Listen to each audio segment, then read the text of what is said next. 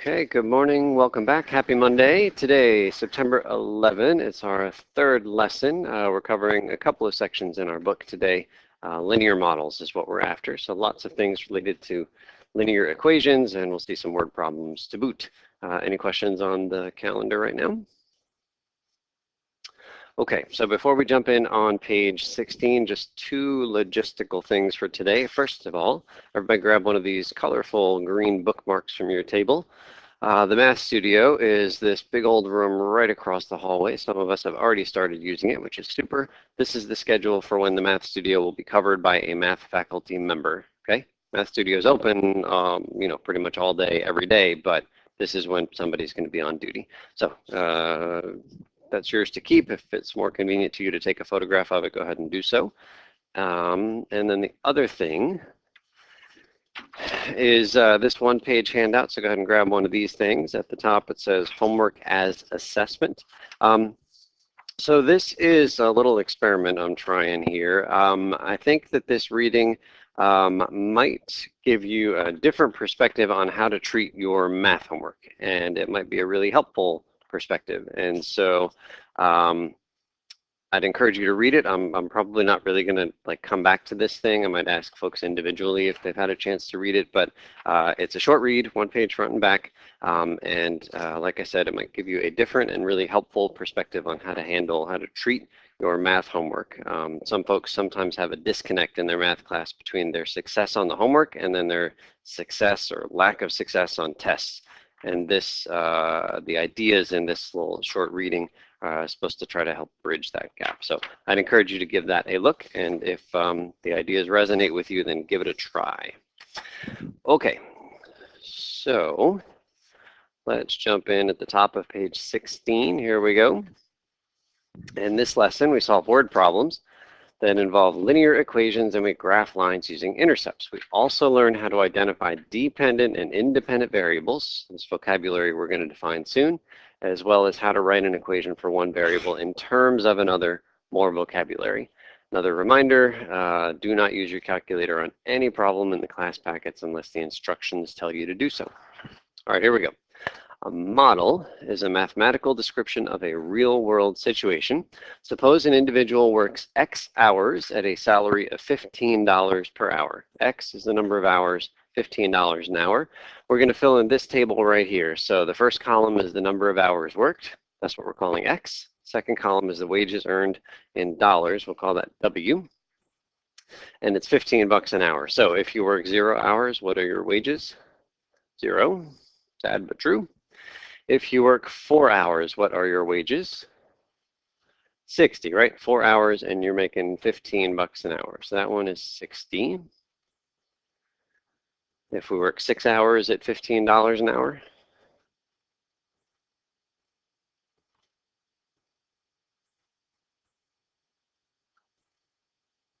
$6 hours at 15 bucks an hour, 90 bucks.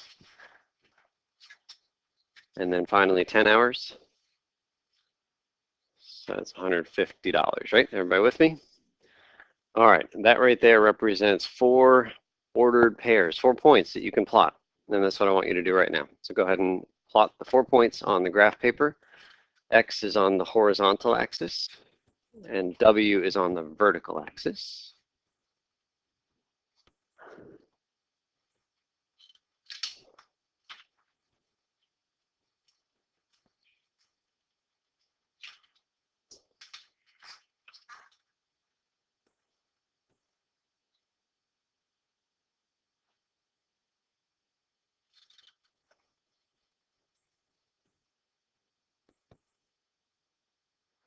And once you've plotted your 4 points, go ahead and connect the dots with a straight edge. You can use my yellow folder.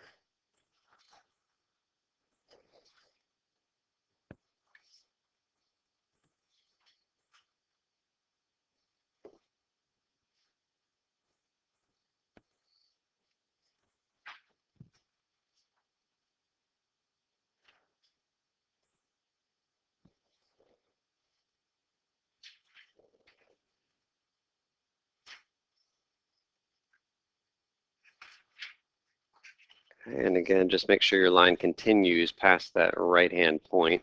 I know technically lines go forever in both directions. How come I didn't extend my line to the left anymore? Yeah, what would that negative mean in the context of this problem? Losing money by doing what? Yeah, like working negative hours, which doesn't make sense. So I think this one, it makes sense to have a firm cutoff on the left-hand side. But on the right-hand side, in theory, could work lots and lots of hours. So let that one go. Okay, so here's the next thing. Write an equation for W in terms of X. W in terms of X. So first I'm going to write the equation, and then I'll define that phrase. W equals. Okay, so we're going to have something with X's in it on the right-hand side. When X was 4 hours, how did we get $60 for the wages? Multiply that 4 by 15, right? And when it was 6 hours, multiplied the 6 by 15. And in general, if it's X hours, you multiply the X by 15. And so 15 times X, or simply 15X, that's our formula, that's our model. Is that all right? Okay. So, new phrase here, W in terms of X means that W is by itself in the equation and X's are kind of buried inside of some formula. So the phrase in terms of is telling you which letter has to be by itself. If I see W in terms of, I immediately write W equals. So I kind of translate in my head in terms of to an equal sign, right? And then there's going to be some crazy stuff happening on the other side of the equation. Okay, moving on to part D. It says for each increase of 1 hour, how much more does the individual earn? $15. And does that hourly rate change or stay constant at $15? Stays constant. But could you imagine a scenario where it doesn't stay constant, like with work? What's that? If you get a raise, yeah. Overtime, right? Overtime is something where like once you work a certain number of hours, maybe you get time and a half for the rest of the hours that week. So this constant rate of change, this $15 per hour every single hour is essentially what makes this thing a line. So what that means is that if you work 1 hour, you get $15. And if you work one more hour, you get $15 more. And over 1 hour, and up to $15, and it is constant, $15 every time. That $15 has a like a math name, a line name. We haven't talked about it yet, but probably you've seen it in another class. Starts with the word S, the letter S. Slope. We're going to talk about slope. $15 is the slope of that curve right there, $15 per hour. But you could imagine instead of going like over 1 hour and then up 15, if all of a sudden we started making $20 an hour because it was overtime, then we'd end up with a point up here, right, higher than the line. And maybe you go over 1 and then up $20, and you get this other line that is decidedly steeper than the first line, right? Bigger slope. Again, we'll talk about slope soon. So a constant rate of change is what makes a line a line. It's something where it's just every time you step 1 to the right, you step up 15. It is dependable forever. Okay, so I think that's good there. Let's move on to the next page. We're going to skip this parabola thing and move here. Okay, more vocabulary. Since our wages depend on the number of hours we work, our wages depend on the number of hours. We call W the dependent variable and X the independent variable. So for every one of our equations we'll talk about this year, one of them is going to be independent and the other one is going to be dependent. And in some cases like this one, hopefully it's pretty clear just by thinking it through. Okay, which one depends on the other? You work a certain number of hours and as a result you get paid. It's not you get paid and therefore you work a certain number of hours. But in terms of our equation, W equals 15x. So what we've just decided is that this guy right here is the dependent variable, and this guy here is the independent variable. And you can tell which one is which if you have the equation. It doesn't even matter that we know wages depends on the number of hours you work. If you have the equation, the one that's by itself is the dependent variable. Every single time it is just the definition. The one that is buried possibly next to some other numbers and things like that is the independent variable, okay? And it's just vocabulary, so here's a little mnemonic that will maybe help us remember. You guys have seen Pirates of the Caribbean? So imagine Johnny Depp in one of those movies, he was on an island by himself, trapped for all eternity, yeah? Okay, so I'm imagining this W is by itself on an island, trapped for all eternity. That W reminds me of Johnny Depp. Depp is kind of the beginning of the word dependent, slightly misspelled, but there it is. The one that is by itself is the dependent. See what I did there? Yeah. So however you come up with it, you got to know the one that's by itself is the dependent variable, and then by process of elimination, the other one is the independent variable, okay? So I give you these two equations, R equals T over 121, and T equals 121R, which represent exactly the same thing. The only change is that the 121 has moved from the bottom on the one side to the top on the other. It's the same equation, same relationship. Which one expresses T in terms of R? In terms of R, T in terms of R. So remember, I see in terms of, what do I translate? What symbol? Equals. So for me, it's a T equals and then something with R's in it. So which one represents T in terms of R? This is the second one, T equals 121R, okay? It's just vocabulary, in terms of. And then looking at that T equals 121R equation, we can know which one is dependent and which one is independent. And we don't have to know anything about what T and R mean in that equation. So which letter is by itself? T. So therefore, that letter is the, which one? Dependent, dependent, Johnny Depp, dependent variable. And then fill in the other two blanks. It's just by process of elimination. So R is independent.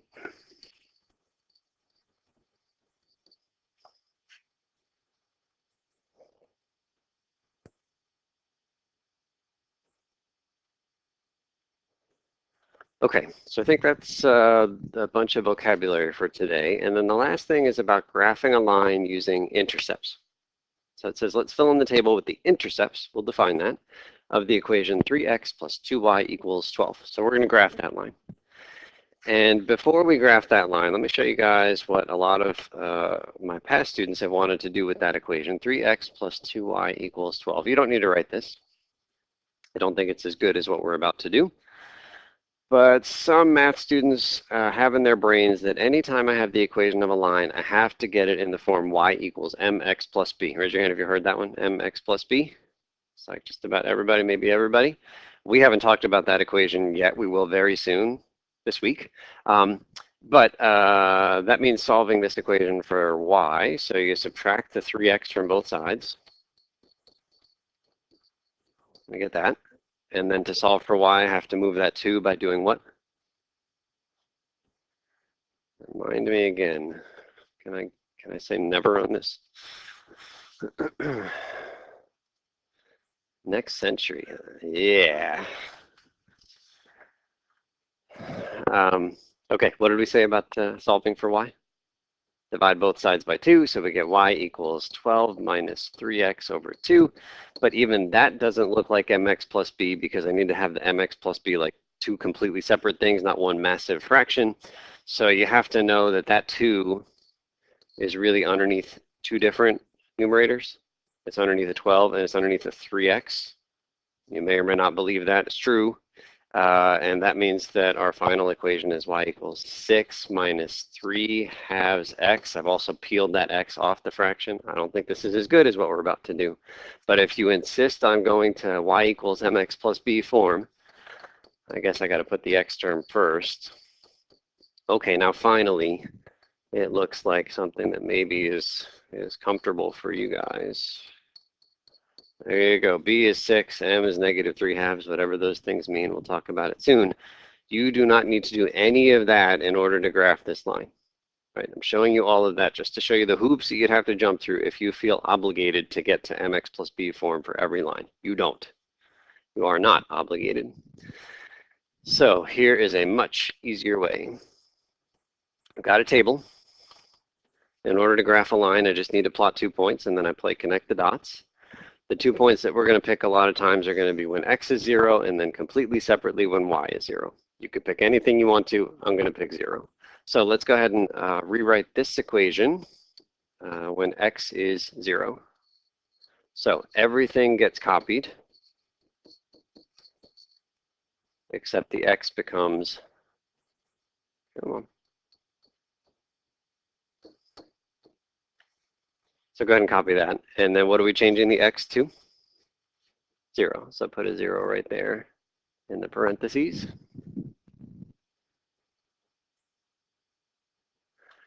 And then we just have a tiny calculation to do. So 3 times nothing is nothing. So this guy just becomes 2y equals 12. And therefore y is 6.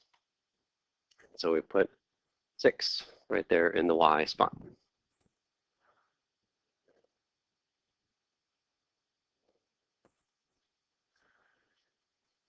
And then completely new thought in the second row. Now we're going to change the y to 0, but we're going back to the original equation. So here we go. 3x plus 2 times something equals 12. What's the something? 0. So go ahead and copy that. And then a little bit of work to find the x.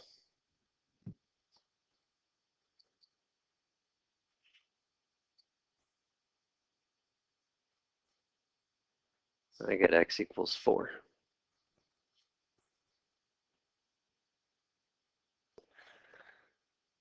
Okay, it is really tempting to say, oh, x is 4, y is 6. That's a point, isn't it? X is 4, y is 6. X is 4, y is 6. There's a point right there. X is 4, y is 6. Don't plot that point. That point is not on our line. The 4 and the 6 have nothing to do with each other. Where did the 4 come from? What did we let y equal to get the 4? 0. That's the y. It's not 4 and 6. It's 4 and 0. So right here, go ahead and fill in 4 with 0. Where did y equals 6 come from? X equals 0. So it's 0 going along with that 6. Those are my 2 points. So 0, 6, you can plot that one. And then 4, 0, you plot that one. And those are the 2 points that are on my line. And so go ahead and connect the dots with a straight edge.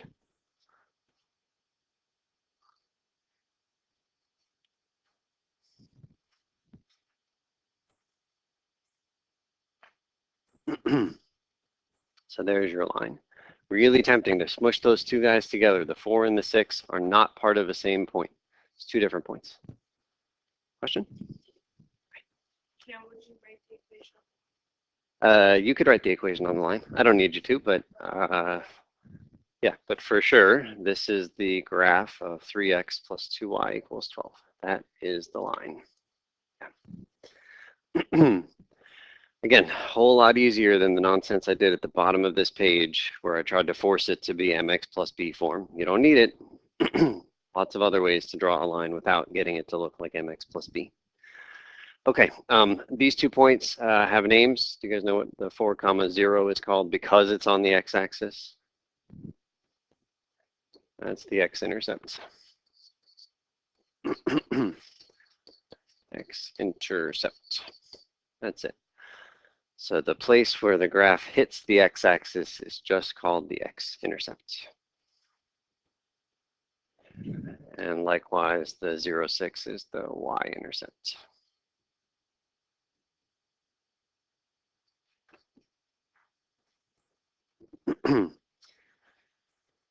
And the way that we just plotted that line is called the intercept method. It's not a very creative name. It says find the intercepts and connect the dots. The intercept method.